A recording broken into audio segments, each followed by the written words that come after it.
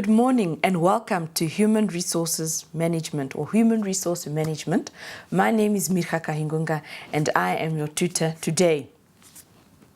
Human Resource Management is very exciting, and I'm going to start it off with defining what Human Resource Management is.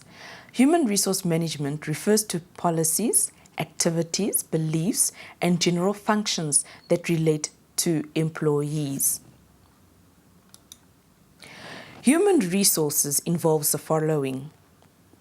It involves strategizing, structuring, and planning, recruiting potential employees, selection and appointment of employees, placement and the induction process, managing performance of employees.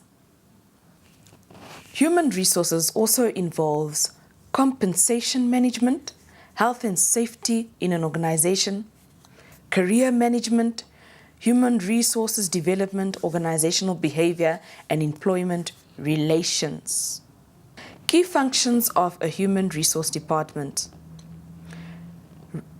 One of the functions are recruitment and selection. Future human resource needs in terms of skills. By this, what it practically means is that the human resources department focuses on recruitment and selections. So then they're the ones that actually identify and know exactly what the future human resources needs in terms of skills are. And it also involves relocating of employees to other departments, countries, and branches. So the Human Resources Department is responsible for recruitment and selection. When it comes to a specific individual within an organization, let's say, for example, a marketing manager being transferred to another branch in Botswana, for example, then that's also where the Human Resources Department gets involved, because it is part of their function, that function of recruitment and selection. Training and development. The Human Resources Department, which is also referred to as being the HR department, is also responsible in training development. Training and development refers to introducing new employees to the company and training and developing existing employees. You'll find that in some organizations, training also takes place. It could be training of new employees within the organization, training them on how to use the system, and also at the same time also by introducing them to the company. You know, what is the company all about? Training them about what the company is all about, the different divisions within the company or the organization, the visions, the missions, ethics. So the human resources part of an organization can also be referred to as being the educational part of an organization. Policy formulation is one of the key functions of a human resource department. By policy formulation, it refers to the selection and the recruitment process. It refers to code of conduct, salary scales, as well as salary scales or wages. That's the policy. They're the ones, or the Human Resource Department is responsible for ensuring that all these policy formulation procedures are in place. Legislation. Legislation refers to compliance to government's regulations. The Human Resources Department also ensures that, this is also part of the training and development, is that within the training and development that they give to the employees, they also include compliance, that it is important for an individual within an organization to adhere to the legislations, which are the rules and regulations which have been put in place by the Bank of Namibia, which, for example, here is abbreviated as BON, which stands for Bank of Namibia, and also the PAYE TAX, which is the tax that we are taxed on our, it's a money that is taken on our salaries as tax, which goes through to government, which in turn adds to the Namibia's gross domestic product. Industrial relations.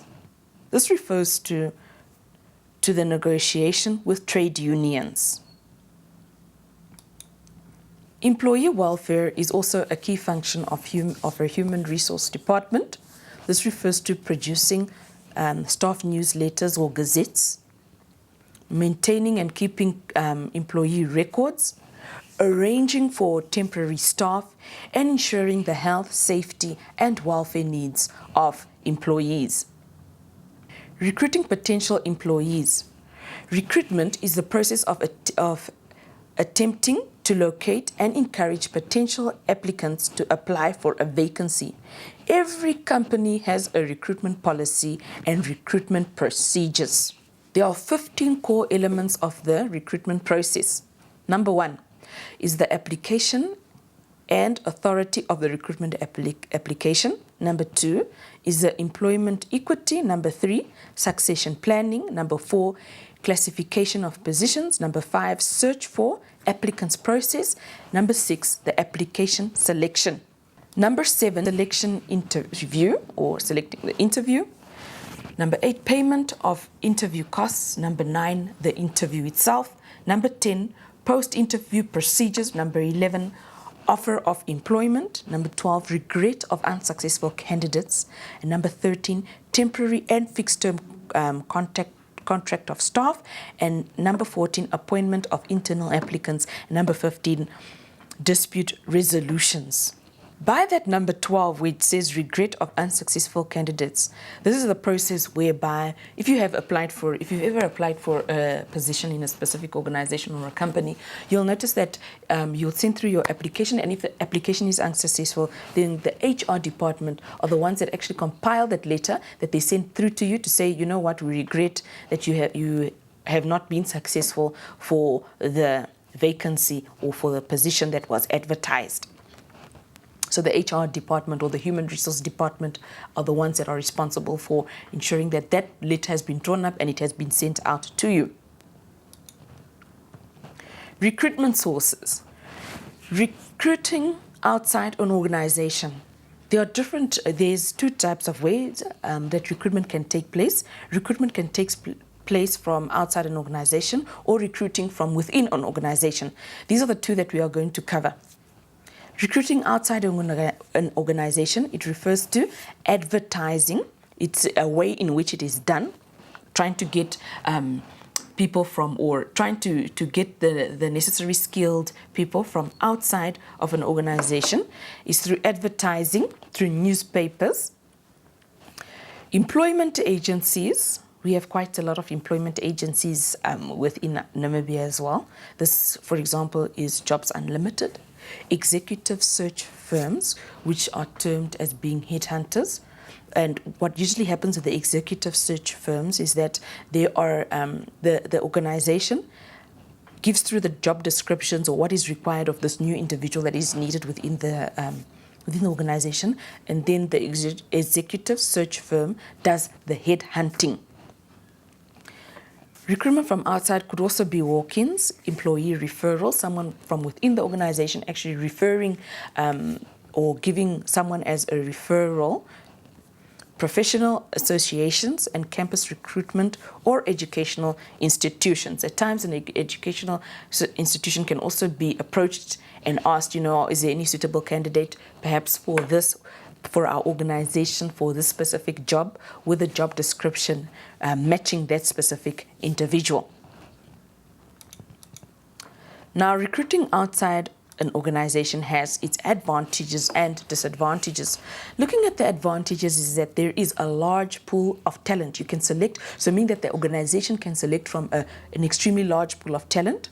And employees from outside the organization bring in new ideas and perspective to the organization. They also bring in new energy as well, which could be beneficial to the organization. Recruiting from outside the organization. There are also disadvantages to recruiting from outside the organization, which is, I've actually named 3 there. Contracting and evaluating potential employees is difficult.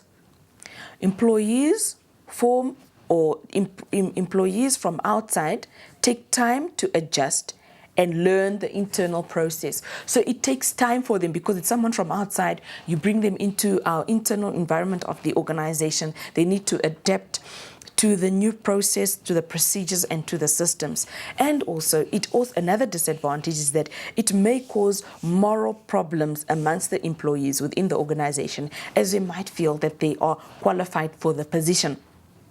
And what happens is that when there are moral problems, or whenever employees from with the organization feel negative about the new person that was employed, in the sense that they themselves within the organization could have gotten the position, it actually creates a very bad negative feel. And it is not too good when an organization goes through that, because the employees from within could start slacking because they feel like that their needs are not being met, as if they themselves are not being recognized from within the organization. There are also instances whereby the employees might feel quite negative, in the sense that they are the ones that will need to educate or to train the specific individual who is coming from the outside, especially when it comes to the more specialized type of business units or organizations units. They might feel negative that they now need to train this specific individual that's coming from the outside how things are run, and how the systems, how to operate on the systems, which clients to call, how all the different strategies, all the information from the inside. So it might also create that's why I'm saying might create that negative moral problems amongst the employees within the organization, as they might feel that they are qualified for the position, and hence create negative feeling towards the organization, and also result probably also, because there is also that possibility that the employees might also just start to slack because they feel that they feel that they are not respected within the organization, or a sense of belonging. Recruiting inside own organizations. Recruiting inside an organization is also a very positive thing, because there's already skills inventory, job postings and biddings, employee records are at hand, and of the present employees, so that is all being very positive. There are also advantages of recruiting from inside an organization. Employees will see it as a reward for their commitment, and will positively influence the moral and performance of employees. So meaning that the performance of the employees will improve as well, because they feel that, yes, I've come into this organization, I can climb the ladder from one level to the other, and also that their needs are being met. It's also very interesting how human resources they also look at the hierarchy, Maslow's hierarchy of needs, and also try to ensure that those needs of employees are also met. And in this way as well, by employing from within an organization, I can already see that one of the points are coming across, that the sense of belonging and also skills development is being met. The disadvantages of recruiting from within an organization. It's the danger of inbreeding, since there are fewer opportunities for new employee ideas and innovation.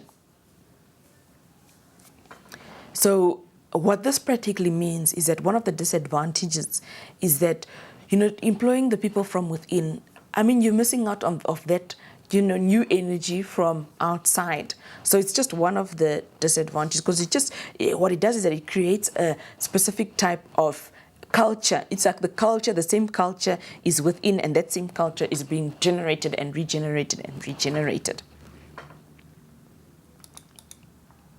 which at times could be positive, I must say, but in this case it's also viewed as being a disadvantage, because an employee can be used to thinking in a certain way. Question number 1. Indicate whether the following statements are true or false. Question number 1A. A tight labor market with high unemployment might force the employee to advertise heavily and seek assistance from an employment agency. B. A salary does not need to be named to create desire and action from prospective applicants. Question A. I'm going to come back through to question 1A. Now, a tight labor market with high unemployment might force the employee to advertise heavily and seek assistance from an unemployment agency. The answer to this question is true, because what is being said here is 100% true. A salary scale does not need to be named to create a desire and an action from prospective applicants. This is also true as well. The answers to the questions are on slide number 17, where I have A, B, C, and D. Now going through to question C. Consultants representing an employee agency do not need to contact a candidate's current employee.